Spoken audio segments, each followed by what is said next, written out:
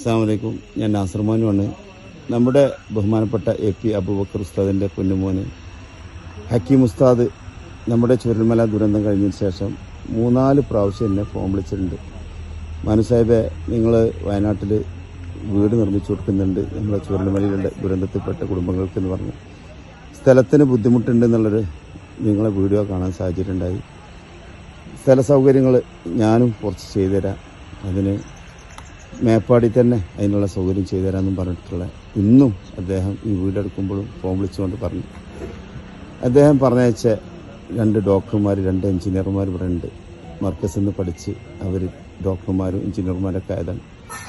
അപ്പോൾ നമുക്ക് അൽഹംദുലില്ലാ AP അബൂബക്കർ ഉസ്താദ് എന്ന് പറഞ്ഞാൽ വലിയ മനുഷ്യസ്നേഹിൻ്റെ ജീവിതം തന്നെ ഒരുപാട് കുടുംബങ്ങൾക്ക് തണലൊരുക്കി കൊടുത്ത് നമുക്കൊക്കെ മാതൃകയാണ്. കാരണം അബുദാബിയിലൊക്കെ ചെന്നാൽ അവിടുത്തെ ഏത് പെട്രോൾ പമ്പിൽ ചെല്ലുമ്പോഴും ഓരോരുത്തരും ചോദിക്കുമ്പോൾ ഞങ്ങൾ മർക്കസ് പഠിച്ച് ഉസ്താദിൻ്റെ കെയർ ഓഫിൽ വന്നതെന്ന് പറയും.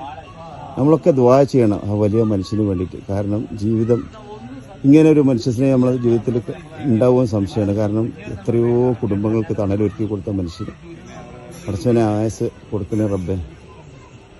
എന്തായാലും അദ്ദേഹം നമ്മുടെ മേപ്പാടിയിൽ പഞ്ചായത്തിൽ ഞങ്ങൾ അന്വേഷിച്ചു. ഈ ഭൂമിക്ക് പെർമിഷൻ കിട്ടും, എല്ലാ സൗകര്യവും പഞ്ചായത്ത് ചെയ്തു തരാറുണ്ട്. നിരവധി മനുഷ്യസ്നേഹികൾ വീട് നിർമ്മിക്കാനായിട്ട് നമ്മോട് സമീപിച്ച് ഇന്നും ഞങ്ങൾ 20 വീടുകൾക്ക് കുറ്റടിക്കലും എറണാകുളം ജില്ലാ മഹല്ല് കൂട്ടായ്മൻ്റെ ഇവിടെ നിർവഹിച്ചിട്ടുണ്ടായി. അതിന് മുന്നേ 15 വീടുകൾക്ക് ഞങ്ങൾ പണി തുടങ്ങാൻ തിങ്കളാഴ്ച ഇൻഷാ അല്ലാഹ് പണി തുടങ്ങാനുള്ള തീരുമാനത്തിലെത്തി. അതും വർക്ക് നടന്നുകൊണ്ടിരിക്കണം. ഒരുപാട് സന്നദ്ധ സംഘടനകൾ നമ്മൾ കൂടെ വീട് നിർമ്മിക്കാൻ വന്നിട്ടുണ്ട്. നമ്മുടെ ചൂരൽമലയിലുള്ള ഉണ്ടായ ദുരന്തത്തിൽപ്പെട്ട കുടുംബങ്ങൾ ഒരുപാട് ആളുകൾ നമ്മോട് വിട പറഞ്ഞു. ഒരുപാട് ആളുകൾ ക്യാമ്പിലും ഹോസ്പിറ്റലിലൊക്കെയാണ്. ഇനി അവരാ ക്യാമ്പിലൊക്കെ നിന്നിട്ടുള്ള വല്ലാത്ത ഒരവസ്ഥയിലാണ്. കാരണം എല്ലാം സ്വന്തമായി ഉണ്ടായിരുന്ന വീടും സ്ഥലമൊക്കെ ഉണ്ടായിരുന്ന അവർ ഒറ്റ രാത്രി കൊണ്ട് എല്ലാം ഇല്ലാതായി. ഇത് പടച്ചവൻ നമുക്ക് കാണിച്ചെന്ന വലിയൊരു മെസ്സേജാണ്. അല്ലെങ്കിൽ നമുക്ക് ചിന്തിക്കാനും തിരുത്താനും നമുക്ക് അല്ലാഹ് തന്ന സമ്പത്ത് ദുരന്തത്തിലും രോഗത്തിലൊക്കെ കിടക്കുന്ന പാവപ്പെട്ട കുടുംബങ്ങൾക്ക് അത് ഉപയോഗിക്കാനുള്ള മനസ്സും കൂടി കാണിച്ചു തരാണ്. ആരും ഇവിടെ സമ്പാദിച്ചതൊന്നും കൊണ്ടായ ചരിത്രമില്ല. പക്ഷെ ഇത്തരത്തിലുള്ള വിഷമിക്കുമ്പോൾ വേദനയോടെ കഴിയുമ്പോൾ ആ കുടുംബങ്ങളെ ചേർത്ത് പിടിച്ചാനുള്ള മനസ്സുണ്ടെങ്കിൽ നാളെ പടച്ചവന് മുന്നിൽ നമുക്ക് ഉത്തരം പറയാം. പടച്ചവൻ എന്നെ ഏൽപ്പിച്ച സമ്പത്ത് ഞാൻ അർഹതപ്പെട്ടവരുടെ വിഷമങ്ങളിൽ പരിഹരിച്ചു കൊടുത്തിട്ടുണ്ട് അല്ലാഹ് എന്നുള്ള മറുപടി. ഏതായാലും ഞങ്ങൾ ആ ഹക്കീം ഉസ്താദിന് എത്ര നന്ദി പറയാൻ തീരില്ല. അതേമാതിരി ഞങ്ങളെ കുറ്റൂര് അബ്ദുറഹ്മാനാജി പറഞ്ഞ ബനിയാസ് സ്പേക്കിൻ്റെ ഉടമസ്ഥരുണ്ട്. AP ഉസ്താദിൻ്റെ കൂടെയൊക്കെ ഒരുപാട് കാരുണ്യപ്രവർത്തനം നടത്തേണ്ട മനുഷ്യസിനെ അദ്ദേഹം നമുക്കൊരു വാക്ക് തന്നിട്ടുണ്ട്. നാളെ ഇൻഷാ അല്ലാഹ് കേടുവന്നില്ലെങ്കിൽ സ്ഥലം എടുക്കുമ്പോനോ അത് നമുക്ക് വീട് വെക്കാൻ കൊടുക്കാം.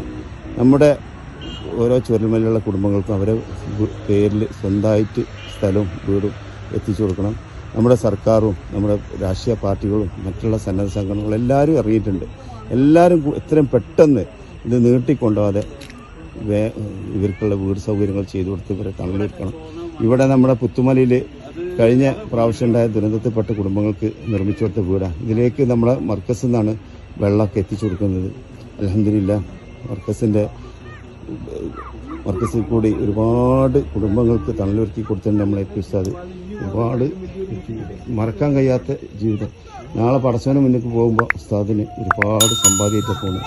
ഒരുപാട് നല്ല മനുഷ്യരെ ജീവിക്കാൻ മാർഗം ഉണ്ടായി കൊടുത്ത് വിദ്യാഭ്യാസം കൊടുക്കുക. അപ്പോൾ അത്രയും നന്മയുള്ള പ്രവൃത്തിയാണ് നമ്മൾ ഉസ്താദ് ചെയ്തിട്ടുള്ളത്.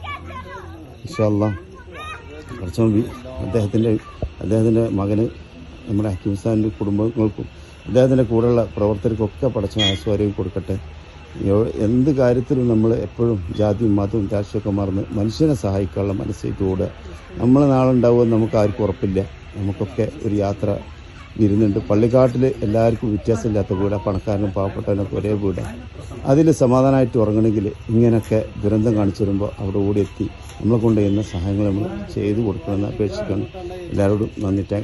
സ്നേഹത്തോടെ നാസർമാൻ.